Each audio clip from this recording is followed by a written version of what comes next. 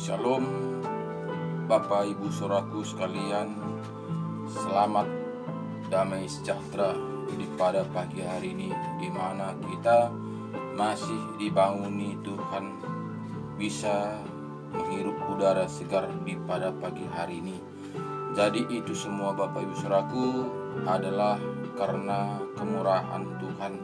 Tuhan sangat mengasihi kita. Tuhan sangat peduli kepada kita, sehingga pada pagi hari ini Tuhan masih memberi kita kesempatan untuk merenungkan kebenaran firman Tuhan. Apa yang harus kita lakukan, apa yang harus kita tindakan di dalam dunia ini supaya kita tidak binasa. Jadi dari itu Bapak Saudaraku, ada jalan. Tuhan Yesus sudah membuat jalan. Tuhan Yesus sudah mengenapkan firman-Nya. Tuhan Yesus sudah mengajari kita.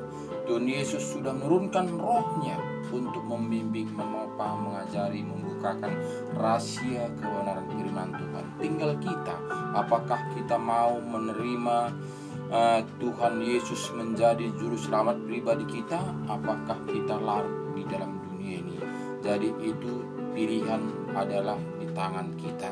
Jadi Bapak Ibu Saudaraku, kita pasti akan meninggalkan dunia ini. Satupun manusia tidak akan tinggal di dunia ini selama-lamanya, tapi kita hanya singgah sebentar saja. Jadi itu Bapak Saudaraku, harus kita pikirkan kemana kita jika kita meninggalkan dunia ini.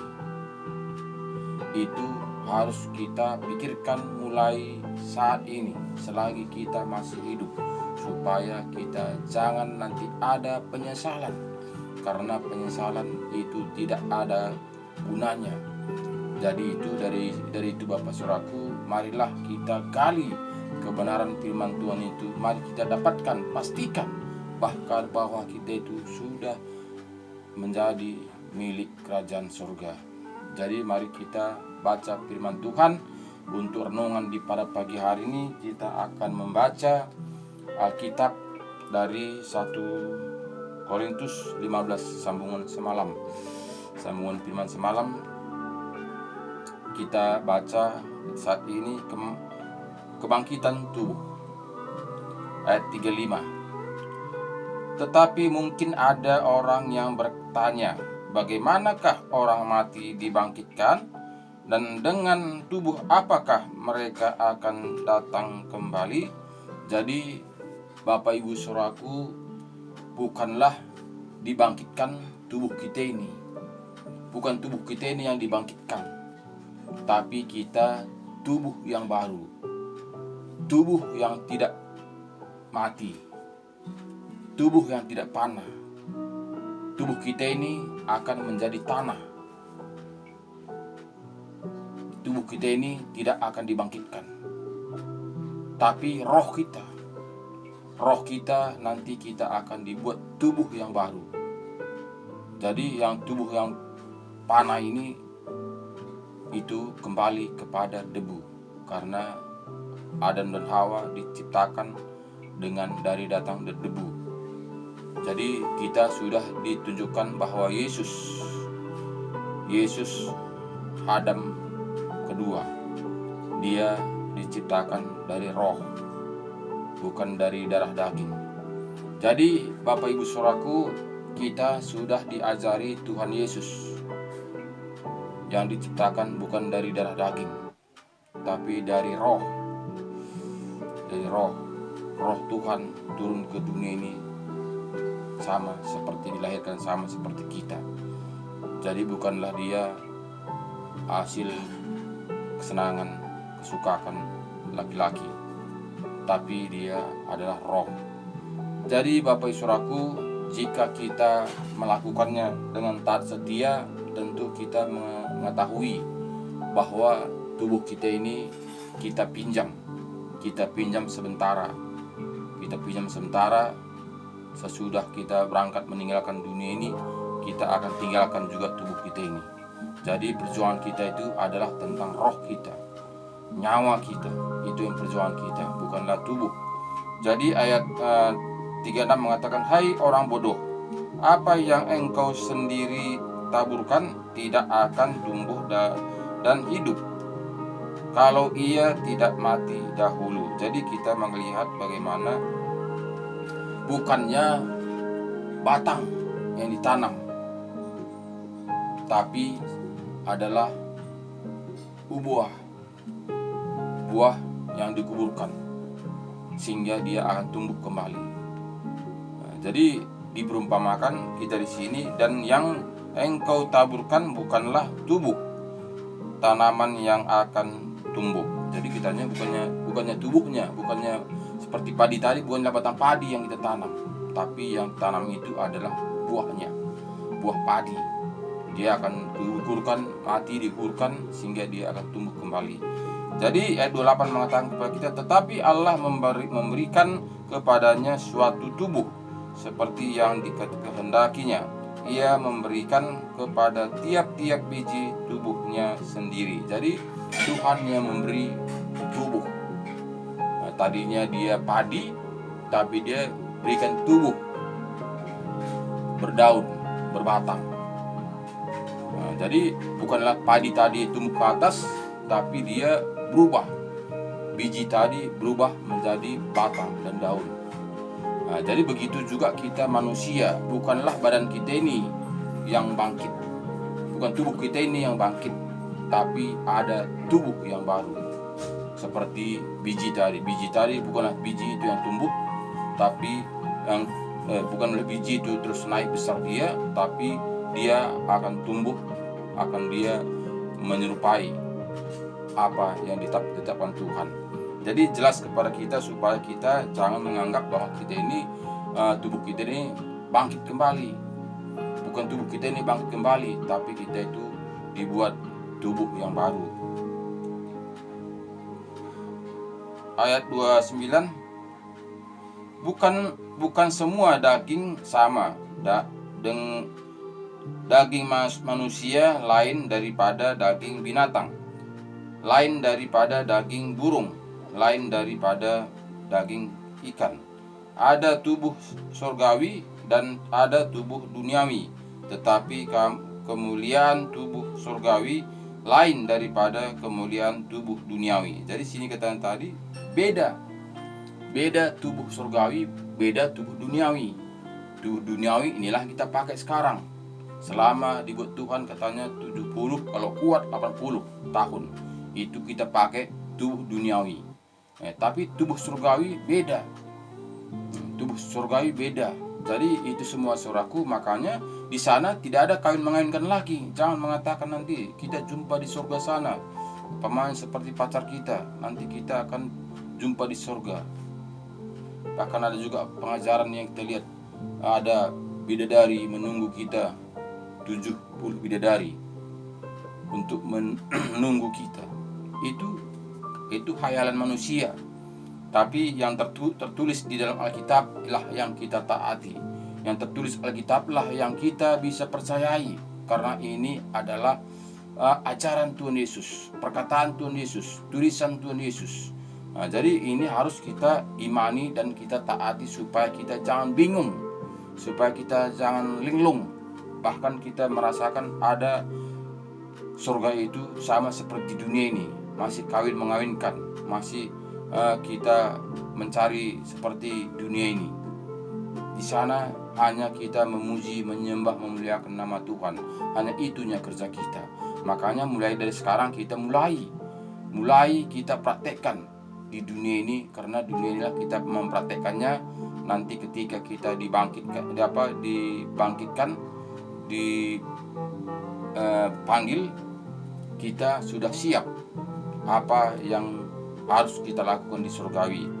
Jadi ayat 14 mengatakan kepada kita, kemuliaan matahari lain daripada kemuliaan bulan, dan kemuliaan bulan lain daripada kemuliaan bintang-bintang, dan kemuliaan bintang yang satu berbeda dengan kemuliaan bintang yang lain. Demikianlah pula halnya dengan kebangkitan orang mati, ditaburkan dalam kebinasaan, dibangkitkan dalam ketidakbinasaan. Jadi sini katanya kepada kita, dikuburkan tubuh kebinasaan, tapi kita dibangkitkan dengan tubuh yang tidak binasaan. Nah, jadi bukannya tubuh kita yang kuburan itu dibangkitkan, bukan itu dibangkitkan, tapi kita tubuh baru. Ketika kita mati, kita bukan di dunia lagi, tapi kita ditempatkan tempat yang disiapkan Tuhan. Begitu kita mati, kita tidak ada hubungan dengan dunia lagi. Kita tidak ada hubungan dengan dunia lagi. Kita sudah putus hubungan dengan dunia ini. Nah, jadi jangan kita menganggap orang tua kita itu yang sudah meninggalkan dunia ini, dia tetap di kuburan sana menunggu sampai kedatangan Tuhan Yesus. Tidak, itu hanya baju, sama seperti baju kita ini.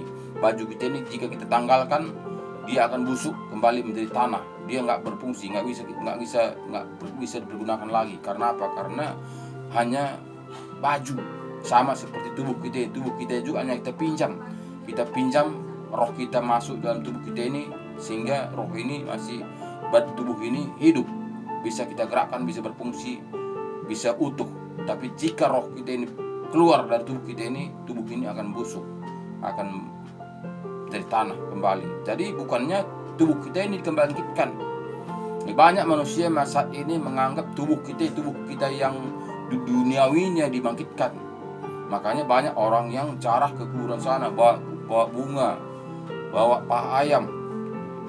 Kenapa? Karena dia menganggap masih situ. Bahkan juga ada sebagian masih mengasihkan rokok, bakarnya rokok itu dia, sehingga ditaruhnya situ, dipasangnya, tengok udah mengepul rokok ini, berarti dia isap katanya, berarti opung ini sudah mengisap rokok ini katanya.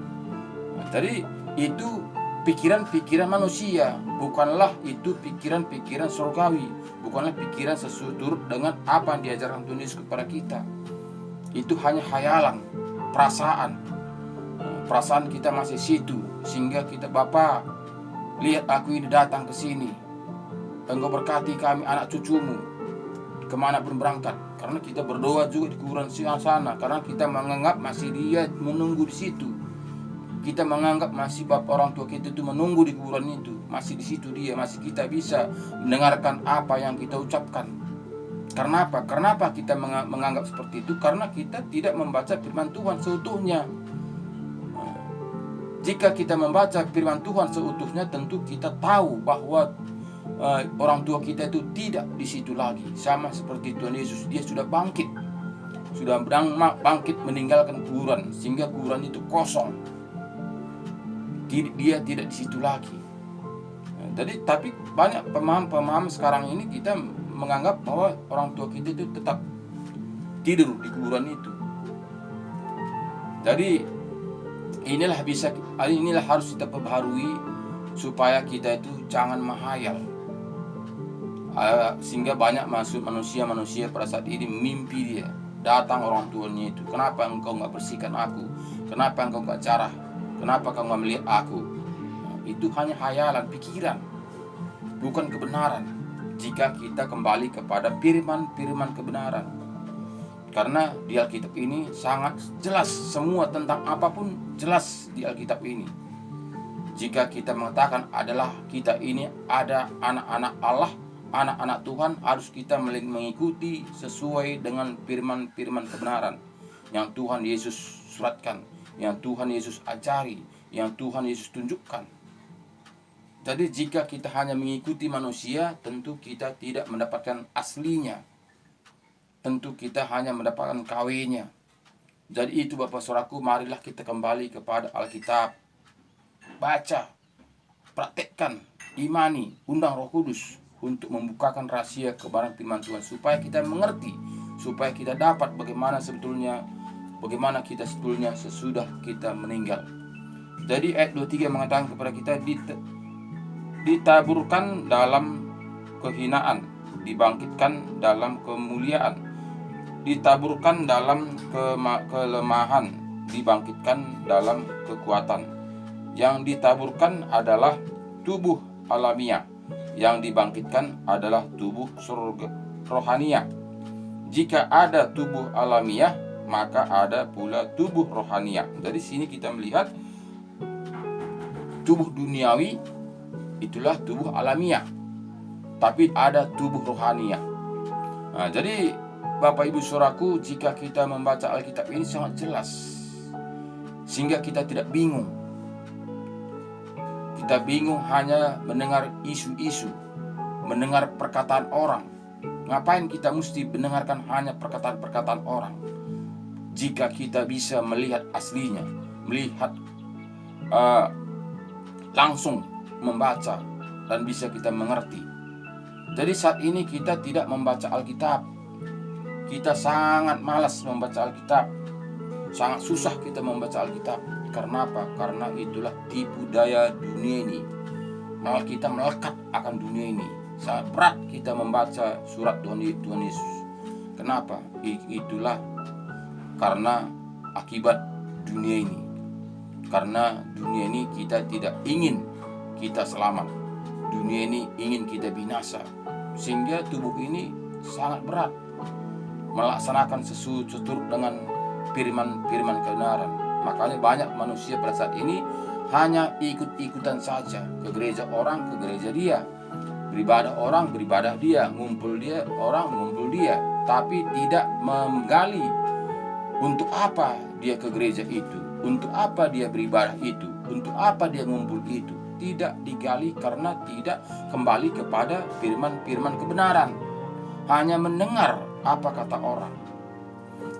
Jadi sebetulnya bukannya susah. Berapa Alkitab satu? Apalagi zaman sekarang canggih ini. Di HP saja sudah ada Alkitab. Di mana-mana saja kita bisa membaca firman kebenaran. Tapi kita tidak akan membacanya, tapi kita hanya menonton yang lain, yang mengundang daging kita, yang menyenangkan daging kita. Karena firman kebenaran ini tidaklah menyenangkan daging, malahkan tanggalkan daging. Nah, jadi makanya manusia tidak mau membaca firman kebenaran. Dari itu Bapak Saudaraku, marilah janganlah sia-siakan waktu ini. Selagi kita masih hidup dalam dunia ini, pergunakanlah semaksimal untuk melakukan firman kebenaran seturut dengan apa diajarkan Tuhan Yesus kepada kita. Seperti ada tertulis, manusia pertama Adam menjadi makhluk yang hidup, tetapi Adam yang akhir menjadi roh yang menghidupkan. Nah, jadi sini kita melihat bagaimana Adam pertama adalah makhluk hidup, diciptakan dengan debu, dengan tanah. Tapi Adam kedua adalah diciptakan dengan roh, adalah Tuhan Yesus. Dia lahir ke dunia ini adalah roh, diciptakan dengan roh, bukan dengan darah daging. Walaupun mungkin kita melihat dilahirkan oleh Bunda Maria, tapi dia adalah roh, bukanlah dari kehendak laki-laki. Jadi ayat 46 mengatakan, tetapi yang mula-mula datang bukanlah yang rohania, tetapi yang alamiah. Kemudian barulah datang yang rohania. Manusia pertama berasal dari debu, tanah, dan bersifat jasmani. Manusia kedua berasal dari roh, sorga. Makhluk alamiah sama dengan dia yang berasal dari debu, tanah, dan makhluk. Makhluk sorgawi sama dengan dia yang berasal dari sorga. Semua sama seperti kita telah memakai rupa dari yang alamiah. Demikian pula kita akan memakai rupa dari yang surgawi. Jadi sini kita masih memakai alamiah. Sama seperti Adam dan Hawa, kita masih memakai tubuh, masih memakai alamiah. Tapi ketika kita nanti berangkat meninggalkan dunia ini, kita akan memakai tubuh surgawi. Nah, jadi bukanlah tubuh kita ini, bukanlah seperti sekarang ini kita di surga, bukan. Nah, tapi kita itu adalah uh, bebas, tanpa tubuh duniawi, tanpa beban, sehingga kita bisa terbang ke sana sini. Sama seperti diri kita ini. Jika kita mau berangkat ke Kaban Jahe, tentu ada proses. Ada proses, harus kita membawa kendaraan, mengangkat tubuh kita ini, sehingga kita bisa berangkat dari Medan ke Kaban Jahe. Sampai Kaban Jahe harus ada benda yang mengangkat tubuh kita ini. Apakah kendaraan, apakah apa itu, harus ada mengangkat tubuh kita ini. Tidak bisa kita sampai di Kaban Jahe jika tidak ada mengangkat kita. Tapi jika tidak ada tubuh ini, di mana pikiran kita, di situ kita. Sama seperti Roh Kudus. Dia roh. Di mana hati kita, di situ ada Roh Kudus.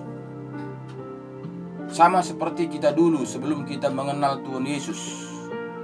Mengenal Tuhan Yesus ada, karena dulu kita mengenal Tuhan Yesus, kita juga pernah mengerti bahwa dukun itu ada rohnya.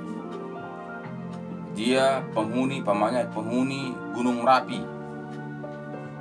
Dia mungkin Gunung Merapi itu ada di Gunung apa bilangnya? Gunung Sibayak.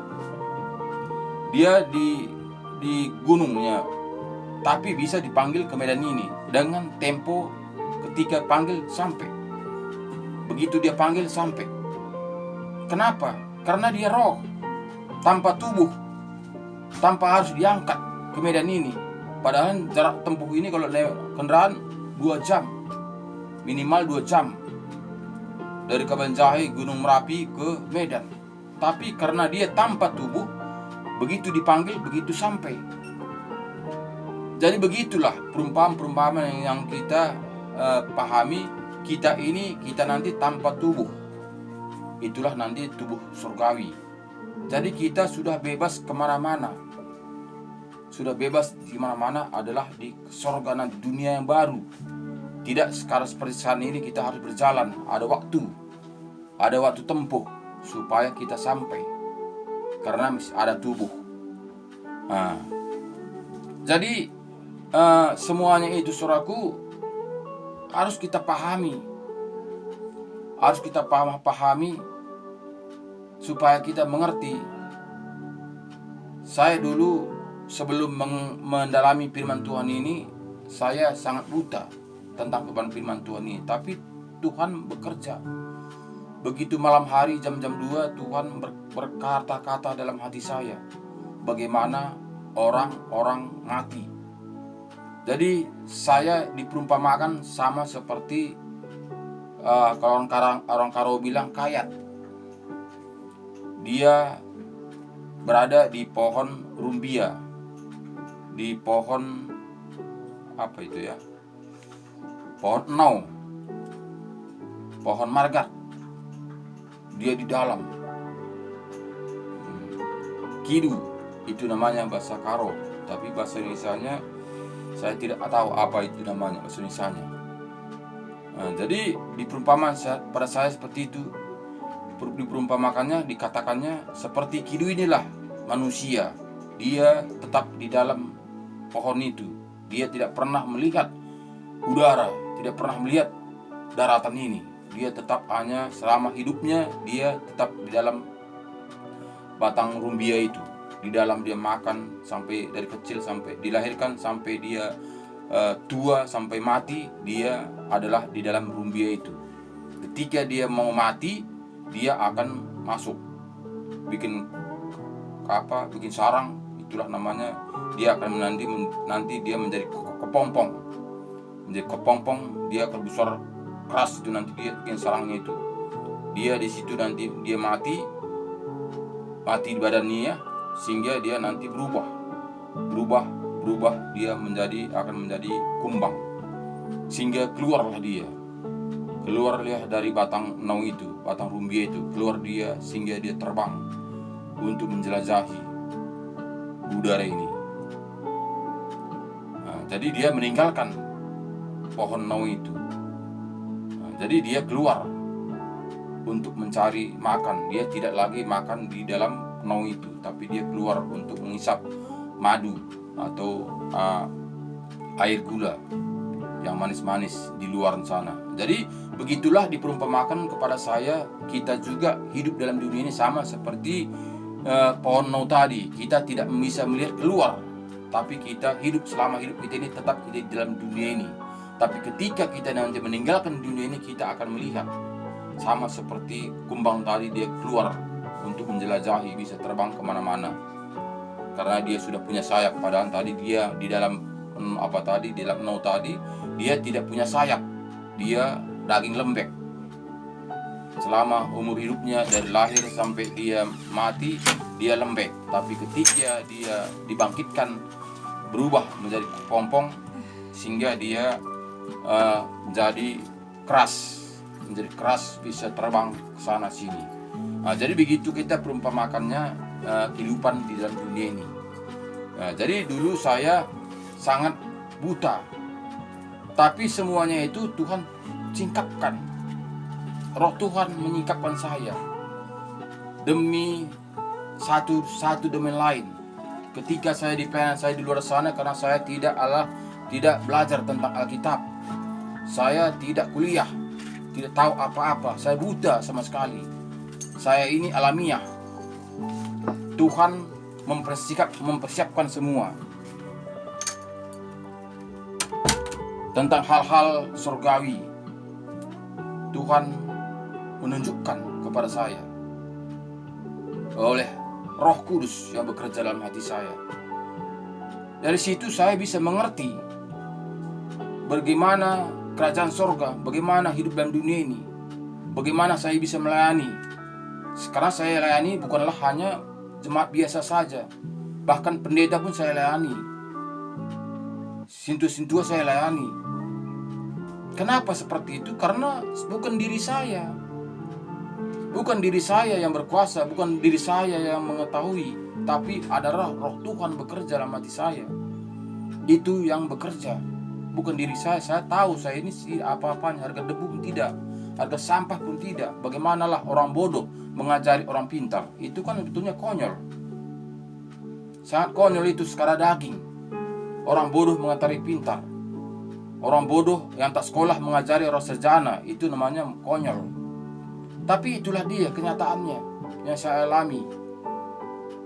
Jadi itu semua Bapak Saudaraku bukanlah dengan kekuatan kita, bukanlah karena kehebatan kita, bukan karena usaha kita, tapi karena Tuhan berkarya. Karena kita sama di mata Tuhan. Kaya miskin sama, bodoh pintar sama, karena kita adalah ciptaannya, sesuai dengan kehendaknya. Mau kita menjadi apa? Jadi bukan kehendak kita. Kita menjadi susah bukan kehendak kita. Kita menderita bukan kehendak kita. Semua manusia ingin mau senang kalau bisa, tapi tidak bisa. Karena apa? Karena Tuhan menciptakan dia seperti itu. Semua menjadi tuang-tuang sampah itu, dia mau menjadi pegawai, nggak mau dia bau dia pegang tuang sampah itu. Tapi apa boleh buat? Orang dia diciptakan seperti itu, nggak bisa mengubahkan diri sendiri. Makanya semua kita hidup dalam dunia sempurna, semuanya lengkap. Ada kerja di kantor, ada jadi petani, ada jadi nelayan, ada jadi tukang becak, ada jadi supir angkot, lengkap. Kenapa?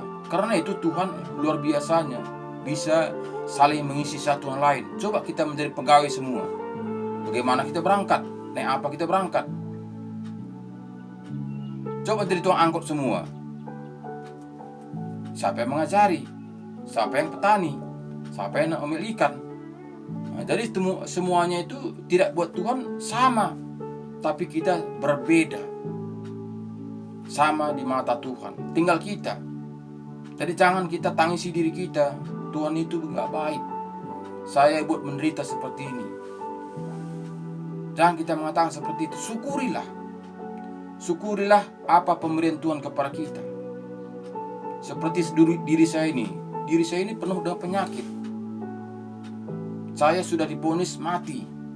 Tahun 2006 semalam saya divonis dokter berapa persen cuma harapan hidup. Tapi sampai sekarang saya masih utuh, masih bisa menyampaikan firman Tuhan, masih saya keliling untuk memberitakan firman Tuhan. Itu semua bukan kekuatan saya. Ginjal saya bermasalah, prostat saya bermasalah, hati saya bermasalah, lambung saya bermasalah, ada kista. Jadi banyak penyakit saya, asam urat tinggi 12. Tapi bukanlah itu membuat saya lemah, bukanlah itu membuat saya cemas. Saya tetap semangat. Saya mendoakan orang sakit sembuh, tapi diri saya sendiri tidak sembuh. Sebetulnya saya secara daging tentu bisa mengeluh dong. Tentu Tuhan itu tidak baik kalau secara daging. Kenapa orang saya doakan sembuh, diri saya tidak sembuh? Itu kan jadi konyol juga. Untuk apa kita mendoakan orang sakit kalau seperti itu? Seharusnya diri kita dulu sempurnakan. Kita sehat, barulah kita berikan kesehatan kita kepada orang lain. Ini enggak sama seperti Rasul Paulus, ada duri dalam daging. Ya mungkin karena penyakit saya inilah saya bisa melayani. Jika saya bebas dari penyakit, ya mungkin saya nggak mau. Karena apa? Berat. Lebih baik saya menjadi pengusaha. Lebih baik saya mencari uang. Tapi inilah cara Tuhan. Sehingga tahun 2006 sampai saat ini saya tetap pergi. Apapun tantangan, apapun masalah, apapun pergumulan, saya tetap pergi. Kenapa? Karena itu tuntunan Tuhan. Itu Tuhan pakai saya. Dari itu saya memberikan Tuhan saya kekuatan. Walaupun dalam tubuh saya ini banyak penyakit, tapi saya imani saya tetap kuat. Walaupun saya sehat, tapi saya nggak bisa ngapain-ngapain, apa juga gunanya? Walaupun saya sakit, tapi tubuh saya sakit, tapi saya bisa kemana-mana, ya kan nggak masalah. Makanya penyakit saya ini tidak ada masalah. Saya makan kok semuanya, walaupun asam urat saya 12, saya makan ini semua, saya tidak pantangan. Walaupun masalah semua dalam tubuh saya tidak peduli itu. Tapi saya tetap mengandalkan Tuhan. Toh sampai saat ini saya masih eksis, hidup, kuat, masih bisa kemana-mana. Dari ini semua Bapak Saudaraku bukanlah kekuatan kita, bukan kehebatan kita. Jadi saat ini banyak uangnya, berguni-guni, dia pikir bikin uang. Tapi apa yang dimakan? Hanya kentang aja bisa dimakannya, ubi. Untuk apa uang itu berguni-guni kita bawa? Tapi pergi ke makan hanya ubinya kita makan, kentang.